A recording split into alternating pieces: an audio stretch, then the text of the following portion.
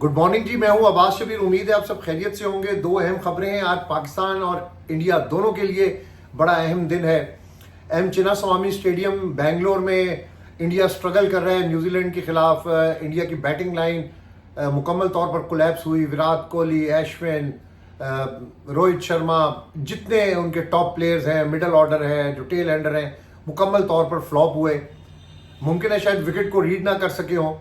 Home ground है, home crowd का उनको एडवांटेज है। और उनका अगर हम ट्रैक रिकॉर्ड होम सीरीज के अंदर देखें तो ये इंडिया का सबसे वर्स्ट स्कोर होगा, सबसे कम टोटल होगा अपने होम सॉइल के ऊपर। और डेफिनेटली उन्होंने कम बैक करने के लिए कोई ना कोई मजबूत प्लानिंग की होगी। लेकिन न्यूजीलैंड ने इस वक्त एम चिन्नास्वामी स्टेडियम में अपने पंजे गाड़े हुए हैं। ग्रिप है उनकी मैच के ऊपर। अच्छा स्कोर उन्होंने किया है, लीड ले ली है। और दूसरी इनिंग में जब इंडिया बैटिंग करने के लिए आएगा तो इंडिया को बहुत सारी डिफिकल्टीज होंगी, क्योंकि इंडिया की जो पहली इनिंग्स है, जो एक बैड परफॉर्मेंस है, खिलाड़ियों का जो बैड पैच है, वो दोबारा से इन फॉर्म और रिकवर करने के लिए इंडिया को बड़ा फोकस करना पड़ेगा दूसरी इनिंग में, वरना इंडिया न्यूजीलैंड के हाथों शिकस्त भी खा सकता है। इंडिया बहुत डिफिकल्टी के अंदर है और शिकस्त के करीब है, क्योंकि अगर कंपैरिजन क्रिकेटिंग एनालिसिस के तहत अगर इनका कंपैरिजन किया जाए तो इंडिया डाउन है और न्यूजीलैंड हावी है इस वक्त इंडिया के ऊपर। बहुत अहम दिन है इंडिया के लिए।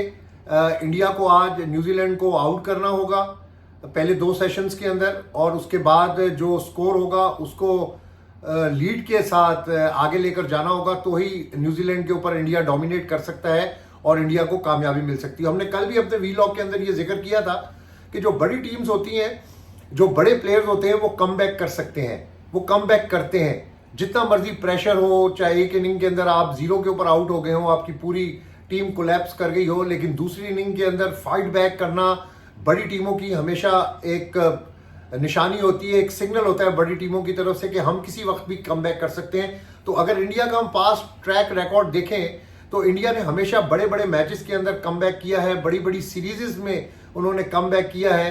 कहाँ पे वो थे और वो कहाँ पहुंच गए। उनकी क्रिकेट के अंदर ये जो प्रेशर लेने वाली चीज है, ये बिल्कुल नहीं है। वो प्रेशर को बड़े अच्छे तरीके से कंट्रोल करते हैं और प्रेशर को अपने आप से हटाते हैं। यही सबसे बड़ी बात होती है बड़ी टीम की और बड़े प्लेयर्स की।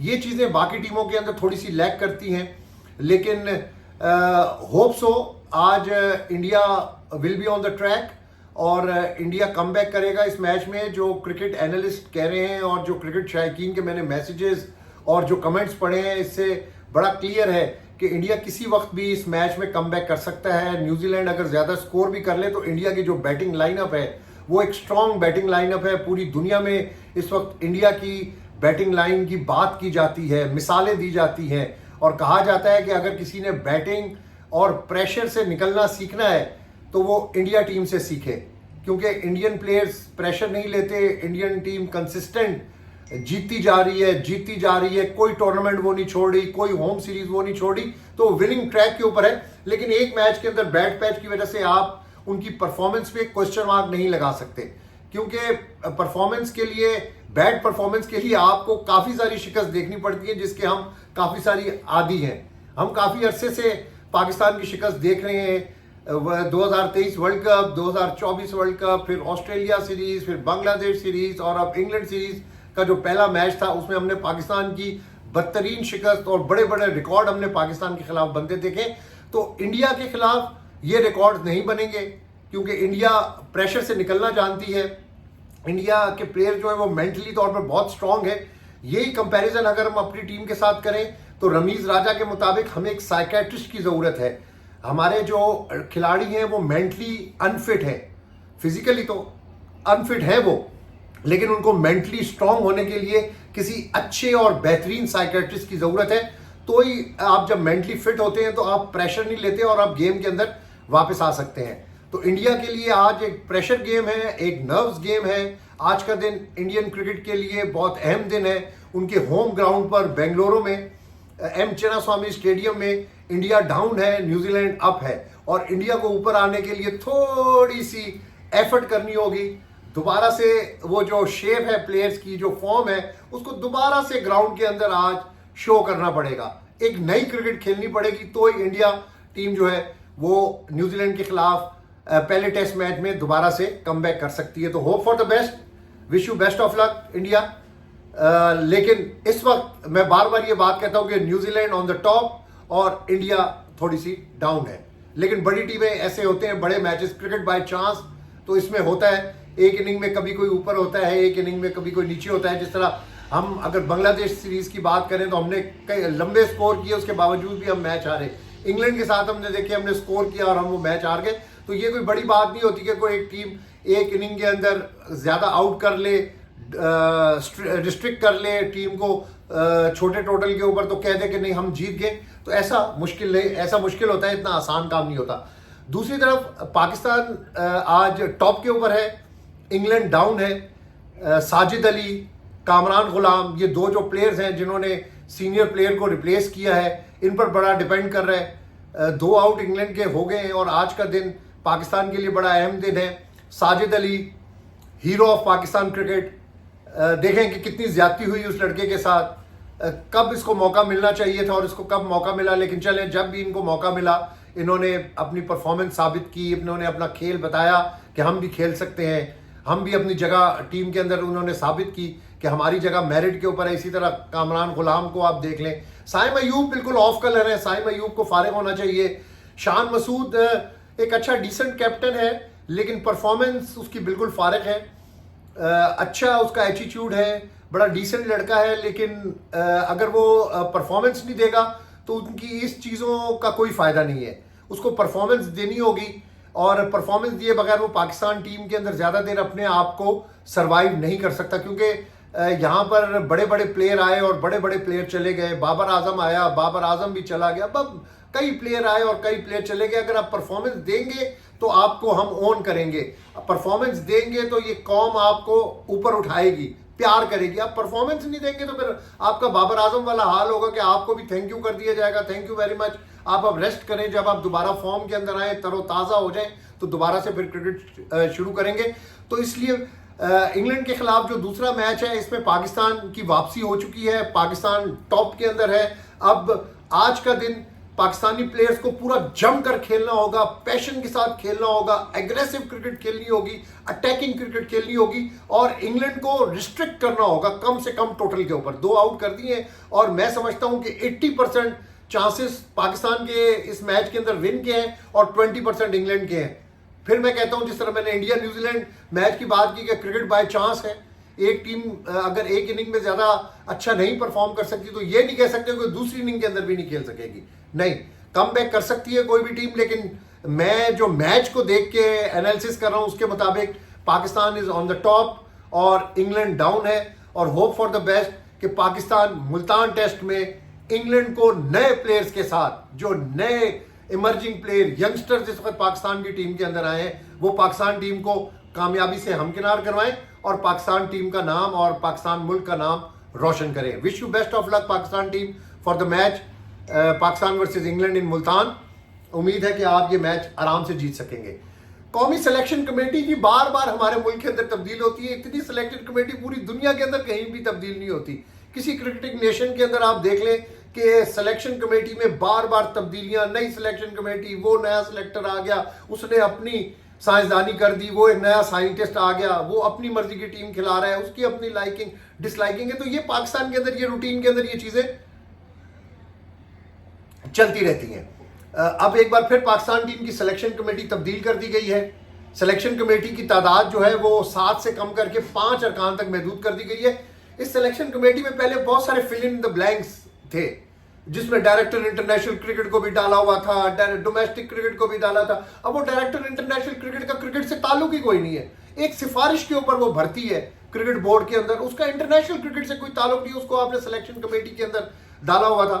आप उनकी पूरी परफॉर्मेंस, उनकी पूरी हिस्ट्री, उनका पूरा बायो आप निकाल के देख लें कि वो किस क्राइटेरिया के तहत पाकिस्तान क्रिकेट बोर्ड के अंदर काम करें। लेकिन वही बात है कि पाकिस्तान के अंदर एक कल्चर है, सिफारिश का कल्चर चल रहा है, जिसकी ज्यादा बैक होती है, जिसका ज्यादा पावा होता है, वो चल रहा होता है, उससे कोई पूछने वाला नहीं होता। तो यही पाकिस्तान क्रिकेट बोर्ड के अंदर हम बार बार बात करते हैं कि right person for right job नहीं है, अभी भी बहुत सारे लूप होल हैं।